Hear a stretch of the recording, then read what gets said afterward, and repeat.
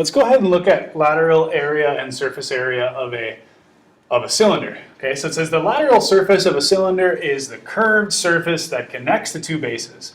It says the axis of a cylinder is the segment with endpoints at the centers of the bases. So you can see that the axis here is represented by this red dotted line, right? So that's the center of our base. Okay, and that red line actually is just a straight line or a straight segment that connects the two centers of the bases, right? The axis of a right cylinder is perpendicular to its base, right? So we can see that this is perpendicular right here, okay? And where that's not necessarily true of an oblique cylinder, okay? The altitude of a right cylinder is the same length as the axis, right? So basically the height is always going to be the same length as the axis. All right. Now we can take a look at the formulas here for lateral area and surface area of a right cylinder. All right. So lateral area is basically just going to be the perimeter times the height. Okay. But remember, perimeter of a circle, that's not something that really exists, right? We call that circumference, right? So circumference equals 2 times pi times r, right? So all we're really doing is taking that circumference part and multiplying it by height to get the lateral area, okay? Whereas for the surface area, okay, we are going to take 2 times pi times r times h, okay, which is, again, basically just the lateral area, okay, plus 2 times pi r squared. Remember that the area of a circle is pi r squared, okay? So really you're just taking that and you're multiplying it by 2 because we have to take into account that there's a top base and a bottom base. So there's 2 of them, right? So we have to say 2 times the area of that particular base. Okay, so hopefully the formulas kind of make sense at this point.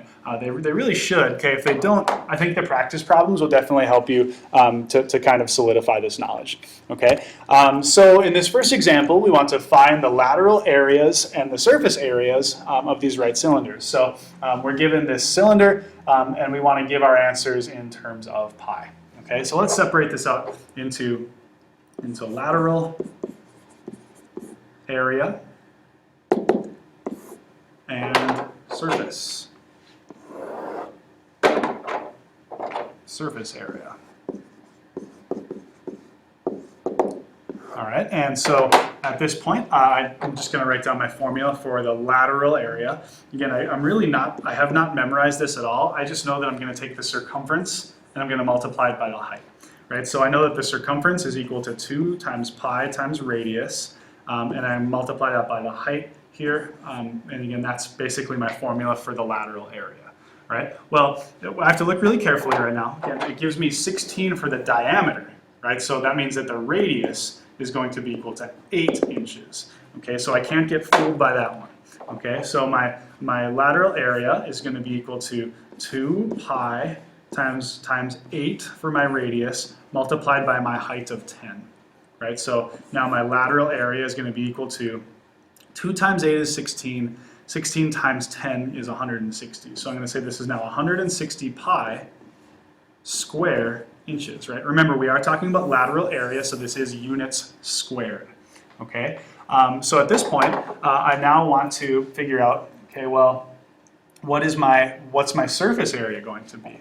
Okay, well, remember, for the surface area, okay, all we're doing is we're taking the lateral area, which is going to be excuse me, I'm going to go ahead. Okay, which is going to be, again, the circumference times the height. So it's going to be 2 times pi times radius multiplied by the height, plus, and then we have to add 2 multiplied by the area of the base, whatever the area of the base actually is here.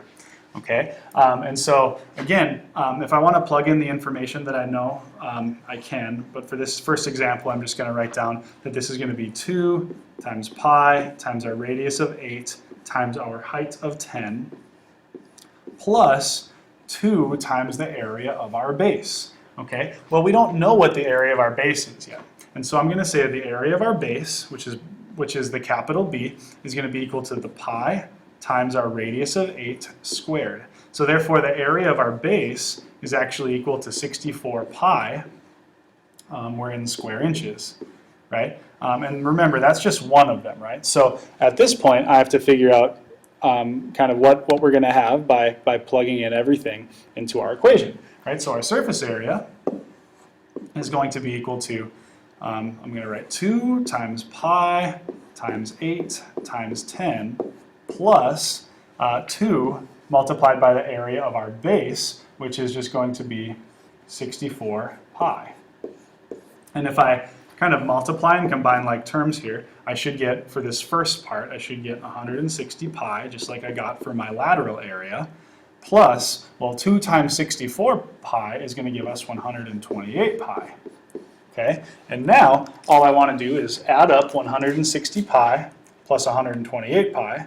So I'll add up 160 plus 128, and I get 288. So my surface area is going to be equal to 288 pi square inches. Okay, and that is going to be my final answer. Okay, remember they asked for in terms of pi, so that means pi should be the last thing in our answer before our units.